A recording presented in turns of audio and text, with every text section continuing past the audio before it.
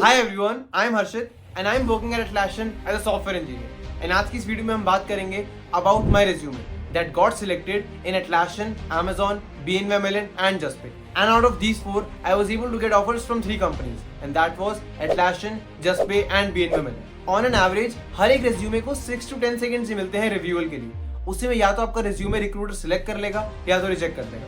तो इसीलिए आपको अच्छे से पता होना चाहिए कि आपको अपने रिज्यूमे में क्या ऐड करना है एंड क्या ऐड नहीं करना है. मुझे एटलासियन में 1.5 इयर्स हो गए हैं एंड इन दिस टाइम मैंने बहुत सारे स्टूडेंट्स एंड वर्किंग प्रोफेशनल्स के रिज्यूमे रिव्यू करे हैं and I found out that there are some common mistakes जो हर कोई कर रहा है. There are 3 most common mistakes जो मुझे ऑलमोस्ट सभी रिज्यूमेज में मिल जाती है एंड इसीलिए आज की इस वीडियो में मैं पहले उन तीनों मिस्टेक्स के बारे में बात करूंगा. Then we will go through my resume. एक बार मेरे रिज्यूमे के सारे सेक्शंस को गो थ्रू कर लेंगे एंड समझ लेंगे कि हमें क्या इन्फॉर्मेशन ऐड करनी है एंड कैसे ऐड करनी है. ओके, एंड देन फाइनली हम एक ऐसे अंडररेटेड सेक्शन के बारे में बात करेंगे जिसको मोस्टली लोग अपने रिज्यूमे के अंदर ऐड ही नहीं करते. But adding that section actually helped me a lot in one of my interviews. And this is going to be the perfect resume guide for all of you. And मैं अपने resume का template भी नीचे description में share कर दूंगा. If you want, you can access it from there and make your own resume. So start करते हैं by knowing the 3 most common mistakes that almost everyone makes in their resume. The first and the most common mistake is writing in paragraphs. जितने भी resume मैंने review करे हैं उनमें से 90% of the resumes के अंदर ये इशू बहुत ज़्यादा प्रोमिनेंट होता है. बहुत सारी इन्फॉर्मेशन लिखी होती है and that too in paragraph बिल्कुल भी रीडेबल नहीं होती एंड इसी की वजह से रिक्रूटर आपके रिज्यूमे से कोई भी इंपॉर्टेंट इन्फॉर्मेशन गैदर ही नहीं कर पाता एंड आपका रिज्यूमे डायरेक्टली रिजेक्ट हो जाता है. सो इसीलिए ऑलवेज यूज बुलेट पॉइंट्स. हमेशा बुलेट पॉइंट्स में इन्फॉर्मेशन ऐड करो and always support your information with some numbers. For example, let's say you improve the productivity by 90% or you taught or mentored 100+ students or may be you participated in 10+ hackathons and won 3 out of them etcetera. Numbers add करने से आपकी information और reliable and confident लगती है. So हमेशा bullet points use करो and अपनी information को सपोर्ट करने के लिए नंबर्स ऐड करो. Okay, now the second most common issue is not modifying the resume according to the job. हम में से बहुत सारे लोग यही करते हैं कि एक बार रिज्यूमे बैठ के बना लेते हैं एंड देन उसके बाद जितनी भी जॉब पोस्टिंग निकलती हैं उन सब के अंदर सेम रिज्यूमे से अप्लाई कर देते हैं एंड यही एक मेजर ब्लंडर होता है. इसी की वजह से रिज्यूमे सिलेक्ट नहीं हो रहे. जब सारी की सारी जॉब पोस्टिंग्स ही अलग हैं तो एक कॉमन रिज्यूमे सबको कैसे सेटिस्फाई करें. तो इसीलिए आपको अपना रिज्यूमे सारी की सारी जॉब पोस्टिंग्स के अकॉर्डिंग ही मॉडिफाई करना है. अब वो कैसे करना है, आप जिस भी जॉब प्रोफाइल के लिए अप्लाई कर रहे हो आपको पहले जाके उसका जॉब डिस्क्रिप्शन पढ़ना है जहां पर उस प्रोफाइल के लिए क्या क्या रिक्वायरमेंट्स हैं वो सारी की सारी लिखी होती है. क्या क्या स्किल्स चाहिए, कितना मिनिमम एक्सपीरियंस चाहिए and some other details as well. आपको वो सारी डिस्क्रिप्शन को पढ़ना है एंड उनमें से कोई भी स्किल या फिर कोई भी एक्सपीरियंस आपके पास है बट आपने अपने रिज्यूमे के अंदर नहीं लिख रखा तो आपको अपने रिज्यूमे के अंदर मेंशन कर देना ताकि आपका रिज्यूमे उस प्रोफाइल के अकॉर्डिंग मॉडिफाई हो जाए एंड आप उस प्रोफाइल के लिए एक बेटर कैंडिडेट बन सको. एंड अपने रिज्यूमे के अंदर ये relevant information and keywords add करना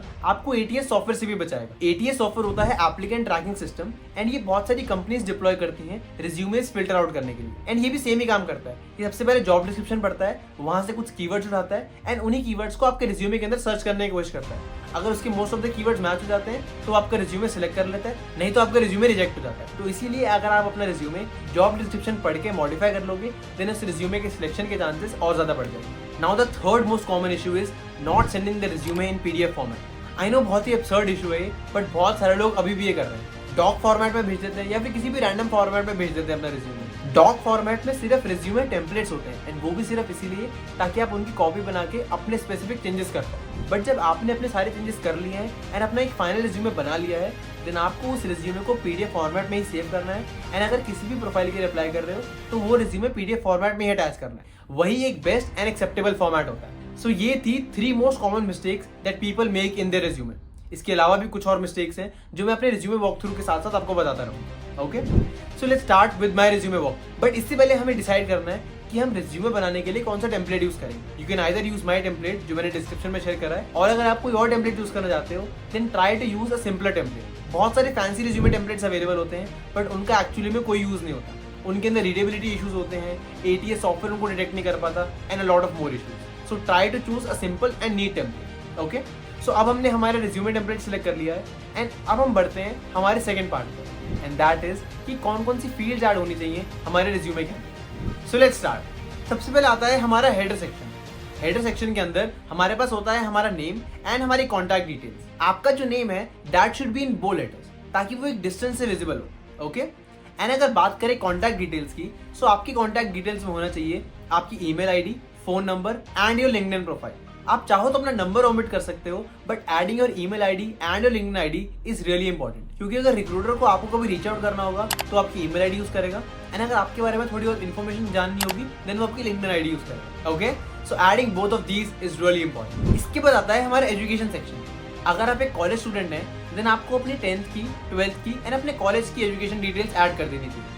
साथ में ही अगर आपकी सीजीपी अच्छी है देन आप वो भी ऐड कर सकते हैं, बट अगर आपकी सीजीपी इतनी अच्छी नहीं है या फिर आप वो शो नहीं करना चाहते देन आप उसको रिमूव कर सकते हो, कोई ज़्यादा फर्क नहीं पड़ता उससे। ओके, बट अगर आप एक वर्किंग प्रोफेशनल हैं देन आपको अपनी 10th की डिटेल्स ऐड करने की जरूरत नहीं है। You can directly start from 12th and your college details. Okay, then comes the experience section. अगर आप किसी जॉब में हो या फिर आपने कोई इंटर्नशिप कर रखी है देन आप उसको इस सेक्शन के अंदर ऐड कर सकते हो। इसका एक फॉर्मेट होता है, सबसे पहले आपको कंपनी का नेम ऐड करना है, देन टाइमलाइन ऐड करनी है, एंड देन उसके बाद ब्रीफ समरी ऐड करनी है कि किस प्रोजेक्ट पे आपने काम करा था। आप अपनी समरी को और ज्यादा इंटरेस्टिंग बना सकते हो बाय एडिंग सम नंबर्स और quantifiable details. For example, I developed a software that help X number of users, और मे be I increase the user experience and retention rate by 50% और समथिंग लाइक दैट। जैसे मैंने बताया था, numbers या quantifiable details add करने से आपकी इन्फॉर्मेशन और ज्यादा रिलायबल एंड कॉन्फिडेंट साउंड करती है, एंड इसी की वजह से आपके रिज्यूमे के सिलेक्ट होने के चांसेस और ज्यादा बढ़ जाते हैं। Okay, so don't miss this things, and let's move on to our next section, and that is skills and ability section. ये सेक्शन एक्चुअली में काफी ज्यादा इंपॉर्टेंट होता है, एंड आप अपनी स्किल्स कैटेगराइज कर इस सेक्शन में मेंशन कर सकते हो।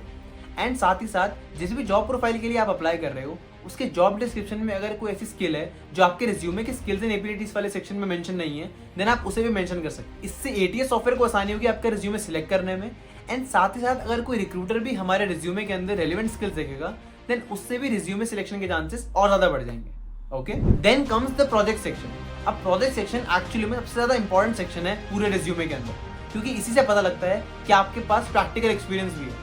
आपने स्किल्स एंड एबिलिटी सेक्शन में जो स्किल्स मेंशन करी हैं वो ऐसी हवा में मेंशन नहीं करी है, उनको यूज करके आपने एक्चुअली कुछ यूजफुल बना भी रखा। एंड अगर अभी तक आपने कोई प्रोजेक्ट नहीं बनाया है then go create one and add it here. And पहला प्रोजेक्ट ज्यादा मुश्किल बनाने की भी जरूरत नहीं है, पहला प्रोजेक्ट आप आसान से ही स्टार्ट कर सकते हो, एंड अगर एक बार आपका प्रोजेक्ट बन जाएगा, आपको कॉन्फिडेंस आ जाएगा, देन आप अपने नेक्स्ट प्रोजेक्ट पे काम कर पाओगे। बट अभी अपना पहला प्रोजेक्ट क्रिएट करना आपके लिए मेजर प्रायोरिटी होना चाहिए। Okay, then comes the achievement section.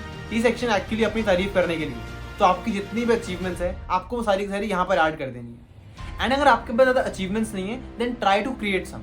For example, बहुत सारे बच्चे हैं जो अपनी कोडिंग प्रोफाइल्स के लिंक डाल देते हैं, नंबर ऑफ क्वेश्चंस को एज अ अचीवमेंट मेंशन कर देते हैं, तो आप भी ये सब काम कर सकते हो। बट बहुत पुरानी अचीवमेंट्स ऐड मत करना, लाइक स्कूल एंड ऑल की अचीवमेंट्स को अवॉइड करना, try to add some recent achievements. Okay, then comes the position of responsibility section. इस सेक्शन के अंदर अगर आपको कोई भी पोजीशन ऑफ रिस्पॉन्सिबिलिटी मिली है देन आप उसको ऐड कर सकते हो। इसी से रिक्रूटर को पता लगता है कि आप कोई रिस्पॉन्सिबिलिटी लेने के काबिल हो, एंड इसी वजह से आप उनकी कंपनी में बेटर फिट करो। ओके, सो इस सेक्शन को मिस आउट मत करना। एंड अगर आपके पास इसके लिए एग्जाम्पल्स नहीं है then you have to create an example and add it. Then comes hobbies and interest section.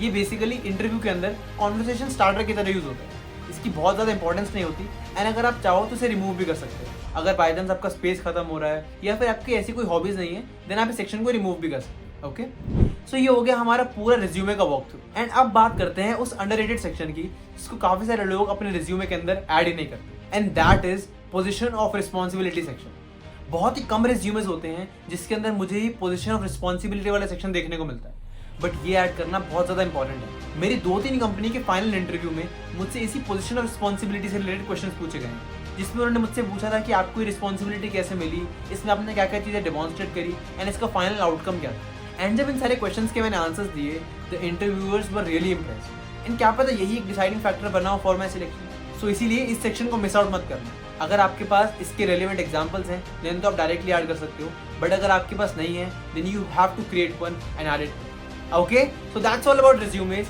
I hope आपको इस वीडियो से कुछ समझ में आया, आप कुछ सीख पाए, एंड अगर आपको ये वीडियो यूजफुल लगी then do share it with your friends, like and subscribe to the channel, and that's all from my side. This is Harshit Rehan signing off. Take care everyone, and I will see you in the next video. Till then keep preparing and be focused.